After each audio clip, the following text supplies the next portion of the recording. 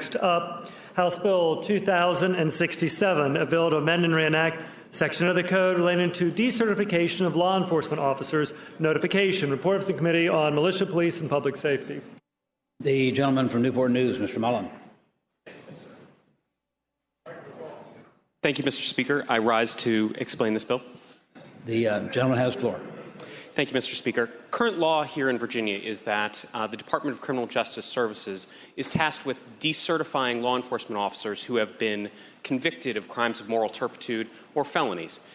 There is not a timeline for that decertification, and so this bill would provide for law enforcement agencies throughout the Commonwealth to, within 48 hours, notify Department of Criminal Justice Services of a conviction for a crime of moral turpitude or a felony.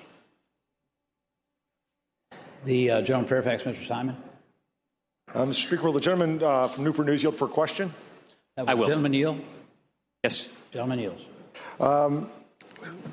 Mr. Delegate Mullin, I have a couple of questions about this bill. I had some questions that I couldn't get answered. It says here that one of the things that you can be decertified for is a crime of moral turpitude. I'm not a prosecutor like you are. What is a crime of moral turpitude? Mr. Speaker, I would tell the gentleman that is lying, cheating, and stealing. Follow-up question, Mr. Speaker? Will the gentleman yield? I will. Gentleman yields. I would ask the gentleman if he would be willing to share with the body the most turpid thing that he's ever done.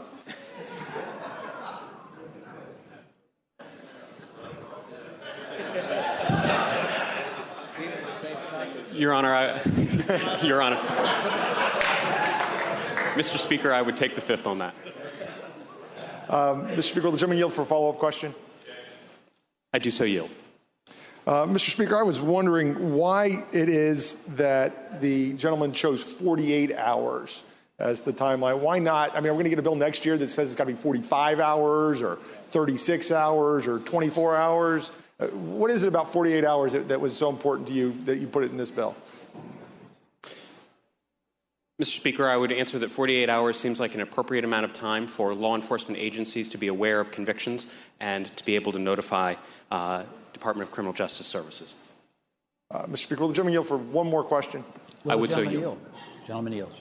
Mr. Speaker, I would like to know from the gentleman, this timeline I think is very important. So if DCJS, or if somebody learned of a violation, a crime of moral turpitude at 3 p.m.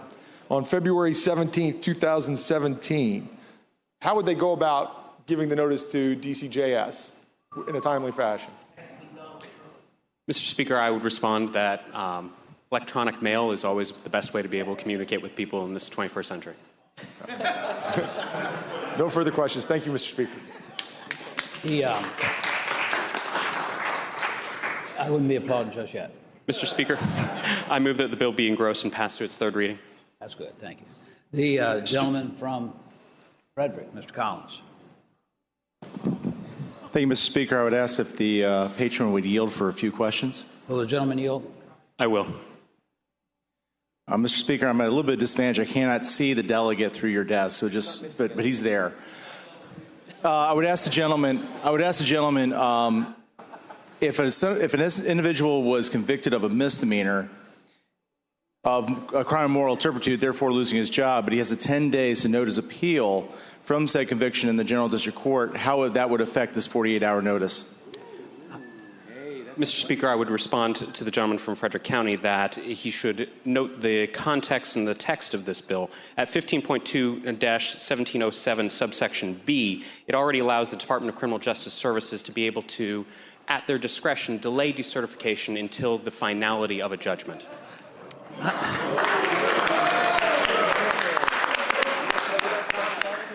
I kind of thought everybody knew that. Mr. Speaker, I would simply say that I still think it was a good question, but I would thank the gentleman for his answer. Gentleman from Arlington, Mr. Lopez. Thank you, Mr. Speaker. Would the gentleman rise for a quick question? Will the gentleman rise? He is risen. He is risen. Gentleman yields. Thank you, Mr. Speaker. Considering the timeline of 48 hours, could the gentleman tell the body how many episodes of Songs of the Mountain he could watch within that period? Mr. Speaker, I would say 48. Thank you. Shall the bill be engrossed and passed with third reading? As many as favor that motion will say aye. Those opposed, no. No. Bill is engrossed and passed with third reading.